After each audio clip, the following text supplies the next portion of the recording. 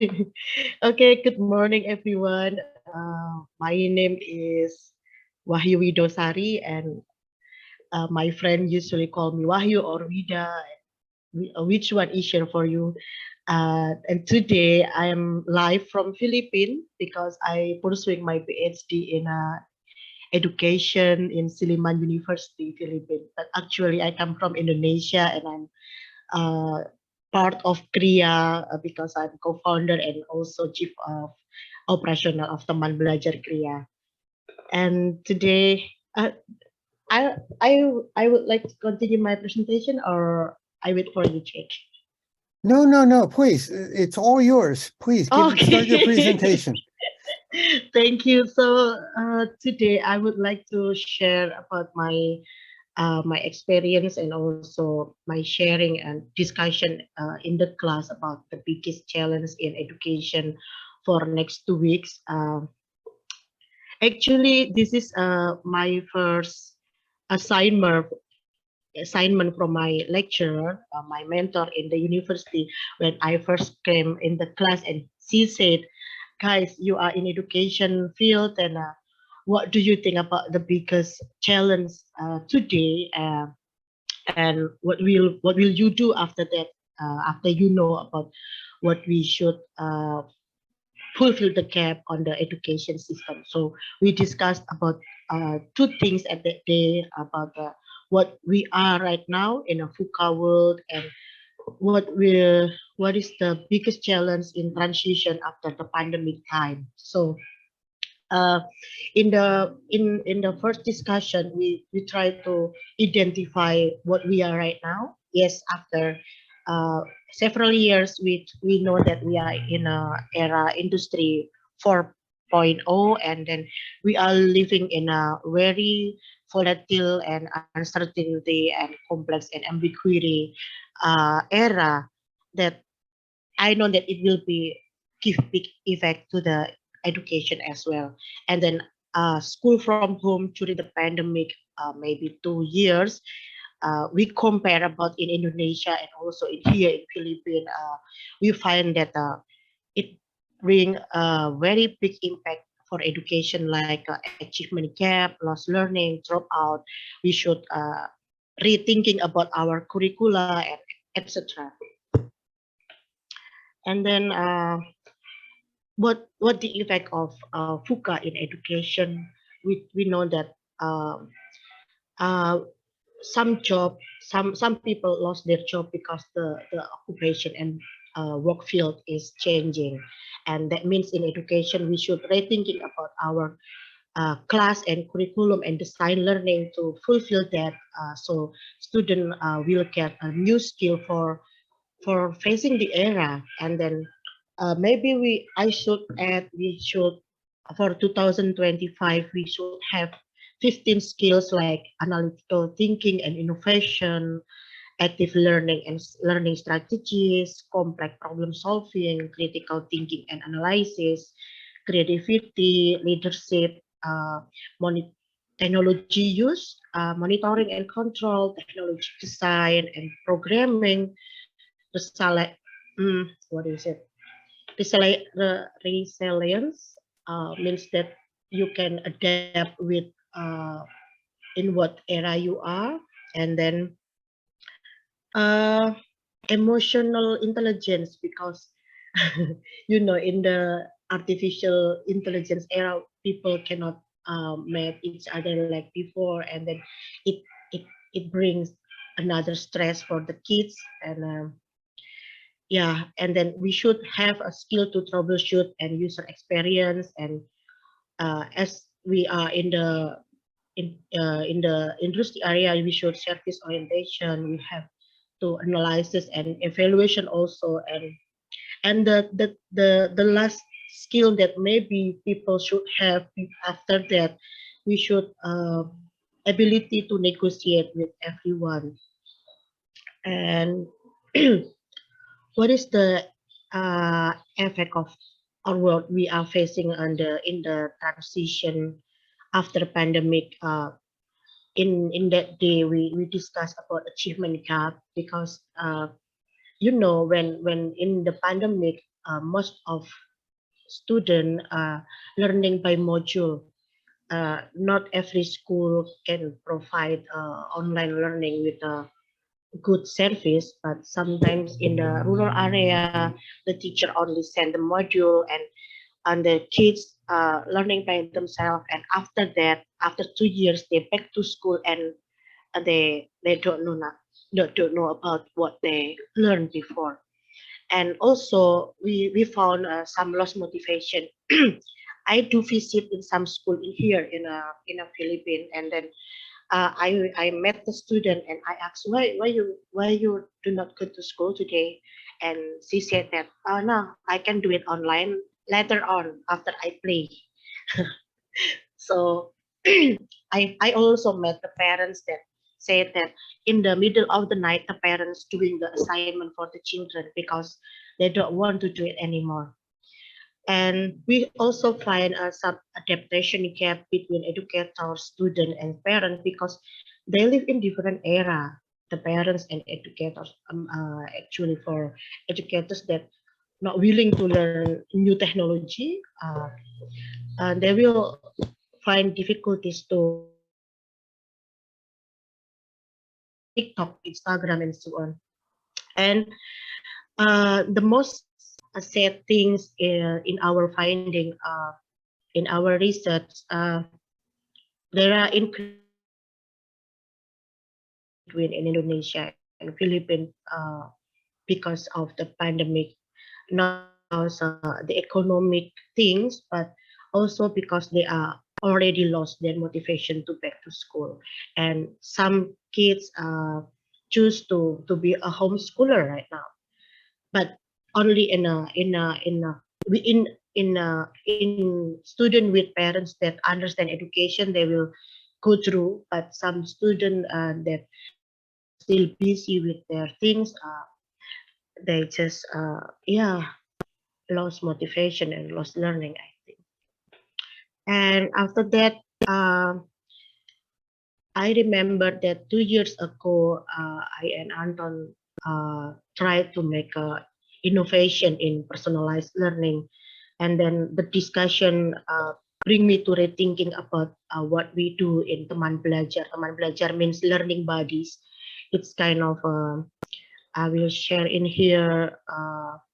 It's kind of we provide a one-on-one learning activity between mentor and student. We use digital and also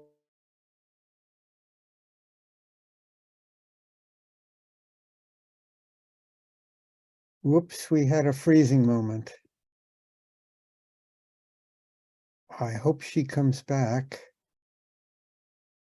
Warren, what we may have to do is turn off our video. We've discovered that if we turn off our video, it helps the bandwidth of the other person, but I don't want to do that until she comes back because I don't want her to think that we left. Oh, we lost her. I'm sure she will sign back in. This happens. Yeah. Oh yeah, I hope she does, because she was really fascinating to listen to, Jay. No. Like no, absolutely. what she was saying. Ah, here she comes. She's back. Okay, I'll turn my video off. If you can explain that to Yes. Sorry, I lost my connection for a while. That happens. It happens all the time. Yeah. Here's what we're gonna do. Warren and I are gonna turn off our video, okay? And we're still here. Okay. We're still listening, but we're gonna turn off our video because we've discovered if we do that, it helps the bandwidth. And then when you're done, we'll come back on. Okay. Okay. Thank you. But we're still here. We haven't left. Considering. Oh yeah. Okay. So, Teman Belajar or Learning Buddy is it's a program from Krya that we provide one-on-one learning activity between the mentor. I don't call them a teacher anymore, but mentor. It's kind of friend with the children, and we use digital and also hands-on activity to communicate and interaction with the kids. And this is our learning design. And after the discussion, I irate thinking about how to make it better for fulfill the gap between achievement, and also to reduce the dropout for the student, and it will help for education system between in Indonesia or in Philippines as well. And uh, okay, this is our workflow, and then maybe I will go to this important thing. So we are right now, I have 40 mentors from Indonesia, and I have one for Arab and Arabia and Saudi Arabia, and one from Filipina, and then we run about 200 more session per month, which is it online and offline. The kids is from almost all big island in Indonesia, Singapore, and maybe soon in the Philippines. And beside that, we also do some non-profit program for this Teman Belajar, like podcast. We have podcast every week because one of my student, she is really good in broadcasting, and she wants to be host sometimes. So we give her an opportunity to leading the podcastings, and bring out make her as our media team. And then we also doing parents talk every 2 months. It is a free webinar to the parents, to share and to learn something new together about education or parenting. And in the I also provide parent and teacher meeting if they need, every time they need me to discuss about their children. I will give my time to them. And maybe some, yeah, when I promote Teman Belajar or learning buddies, sometimes people ask, what is the difference between private tutor with your Teman Belajar. So in private tutor, so far I know, they are focused on the cognitive area. They do like focus on what school needs, what the assignment that should be done by the kids. But in Teman Belajar, we if the focus not to increase students' score in the school. The focus is we want to accompany the student to find out what is the challenging for them to learn. So for us, the kids is our main focus. We try to empowering them to with creativity and innovation and 15 skills that I already mentioned before, so they can reduce their challenging in studying.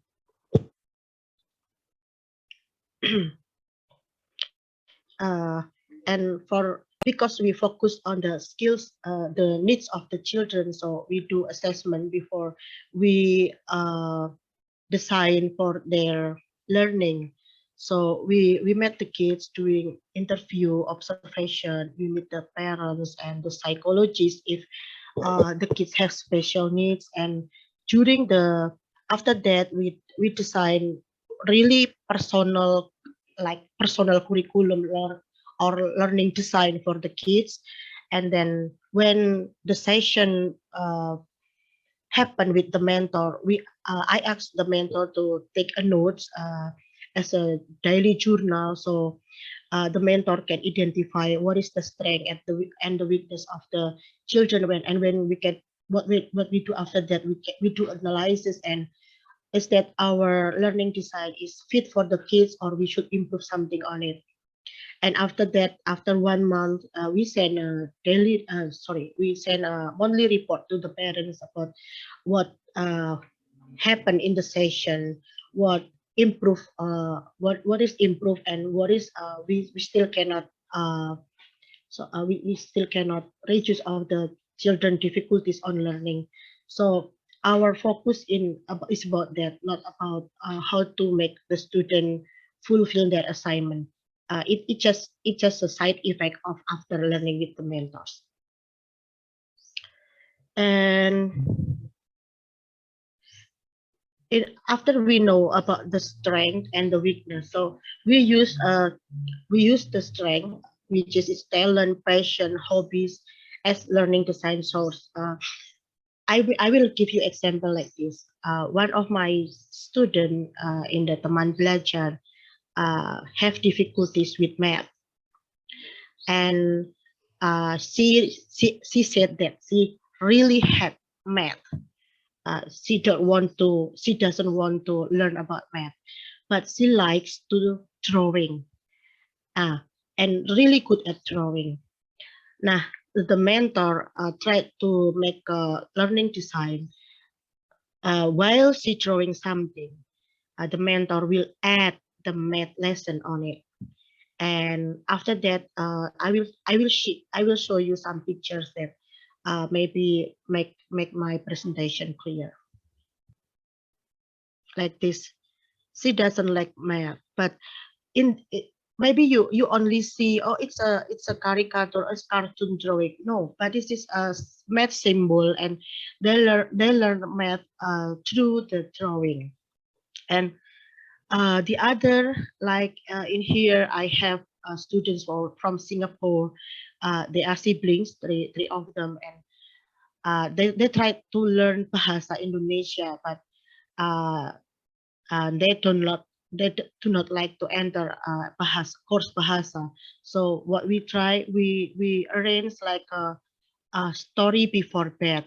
So the mentor will meet them in the night before they're going to bed, and reading a story in Indonesian language, and then they discuss about that. And after maybe 1 year, no, 8 months, uh, they can speak bahasa better before after join the Teman Belajar. So the parents very happy about that. And for the other things, we have kids that he has dyslexia, so he doesn't. It's difficult to him to write and to read. So we try to make a picture or drawing with the mentor, and after that we try to make a prototype, and after that we try to ask him to uh, write and read, but it's in a smooth way.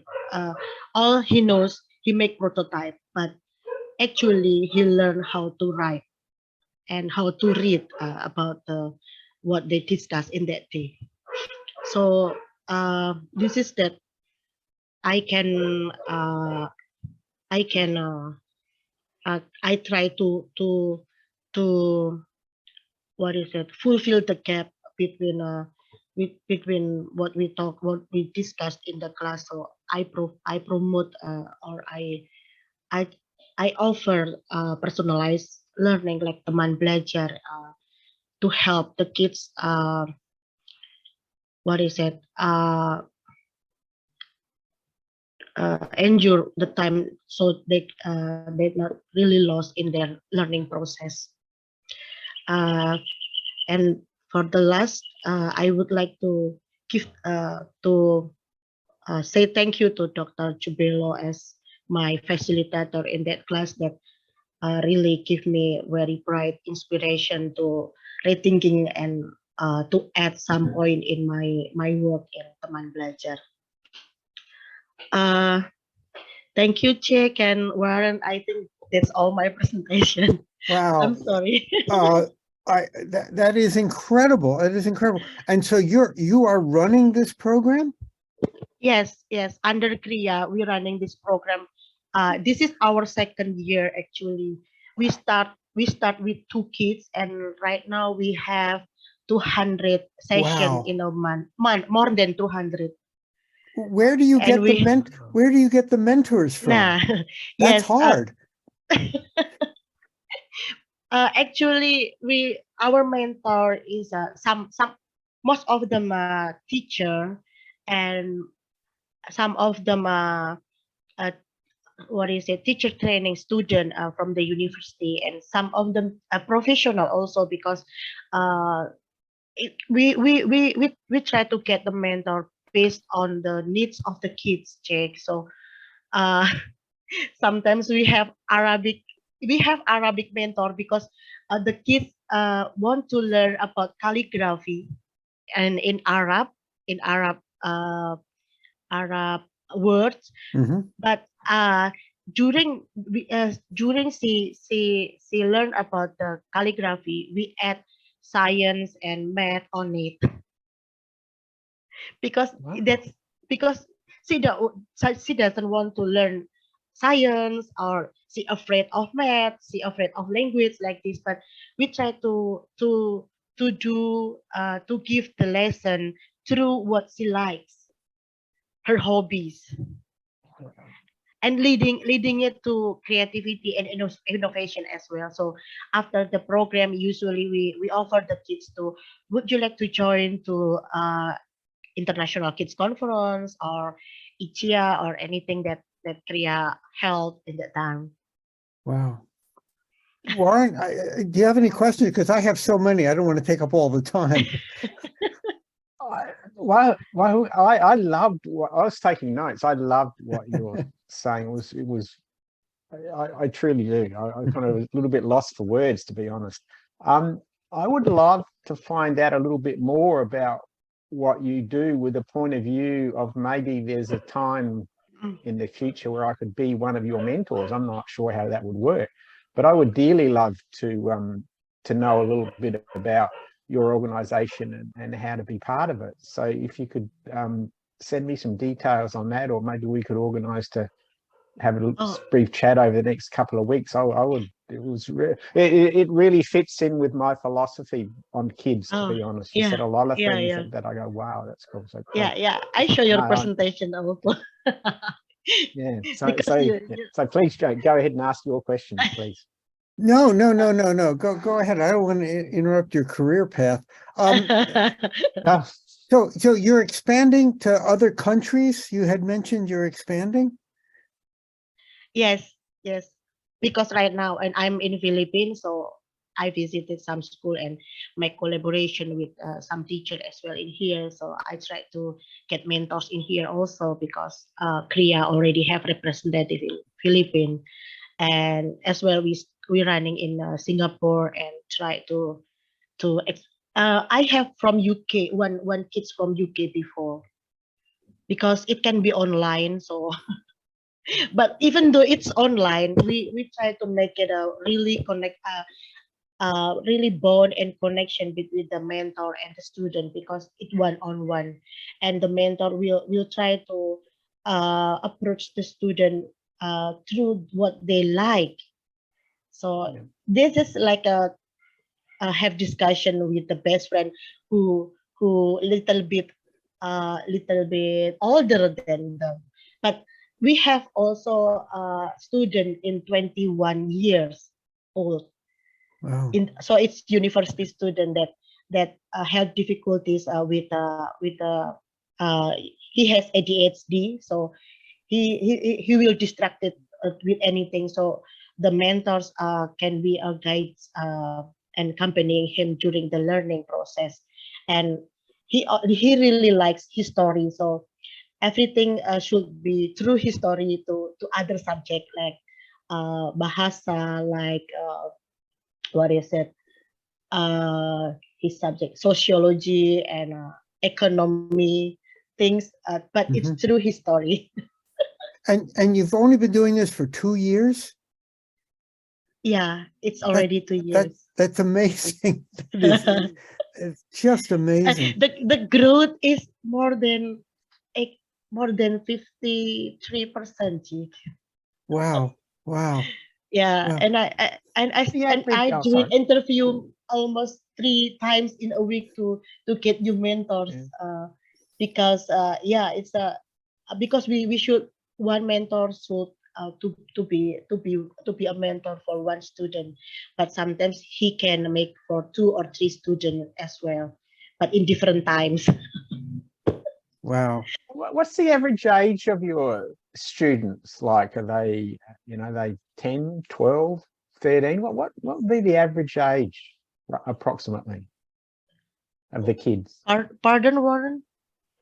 Well, what would be the average age of you have 200 students? What would be the average age like of the students? Like would they all be like most of them under 10 or under 12 or under 15? Or I'm just the ages. Yes. The ages of yeah, the ages. oh, Yes, yes. the youngest is 2 years old. 2 years old, the Yeah. youngest, Yeah. and the eldest is 21 years old. Because Okay. sometimes we help students with which is almost drop out, or they have difficulties to, because they have special needs that the school cannot handle it. So Yeah. we try to help the teacher as well to Yeah. Yeah. to give a personalized learning to the kids. So Yeah. he will interact with their friend. So if people are watching this and they would like to get involved either as a student or as a mentor, Yeah. do they contact Krya? How would they reach Yes. you? Yeah. They can go to our Instagram. I will share my Instagram. We have in Instagram. They can DM us in here, or uh through the Krya as well. It's okay because we are under Krya, right? So And it's kind of little startup under startup. Anton is the founder, and I just co-founder. I try excellent. to help him on it. Wow, this is just incredible. This is Congratulations on what you have my done. Instagram. This is Yes. the Teman Belajar Instagram. So everyone that need I remember that 3 days ago, sorry, 8 days ago, someone from Vietnam already DM us to the we we can help her kids to learn English. Wow, very impressive. And this is the podcast that I mentioned. This is our student actually, but because she like to be a host, so we give a program to her to what is it, to increase her confidence, and to help her learning better to the podcast things. Excellent. Well, thank you very much for that wonderful presentation. Thank you. Thank you so Yes, much. thank you very much.